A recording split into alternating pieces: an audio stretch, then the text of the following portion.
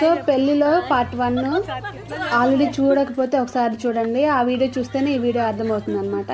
So నలుగు పెట్టేసిన తర్వాత మా కులదైవానికి పూజ చేసిన తర్వాత ఇలా అఖండ దీపం అయితే వెలిగిస్తారు. అలాగే ఎదురు నడవడానికి అన్నీ రెడీ కూడా చేసుకుంటారనమాట. ఈ అఖండ దీపం అయితే పెళ్ళి అయిపోయేంత వరకు వెలుగుతూనే ఉండాలి. ఇలా ఆకుల కొమ్మలతోటి ఒక హోల్డర్ లాగా అల్లి దాని మీద దీపం వెలిగిస్తారనమాట. ఆ చెట్టు పేరేంటో నాకు తెలీదు, మీకు ఎవరికన్నా తెలిస్తే కమెంట్ చేయండి, నేను కూడా తెలుసుకుంటాను.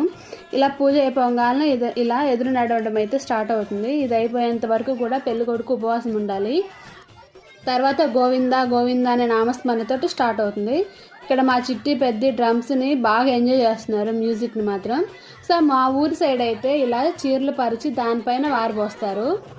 వారు పోస్తూ గుడి దాకా వెళ్తారు. మీ ఊర్లో ఇలాంటి కొత్త ఆచారాలు ఉన్నాయా? ఉంటే ఖచ్చితంగా కమెంట్ చేయండి. అలాగే మన వీడియోని లైక్ చేసి సబ్స్క్రైబ్ చేయండి. మిగిలింది నెక్స్ట్ షార్ట్లో చెప్తాను.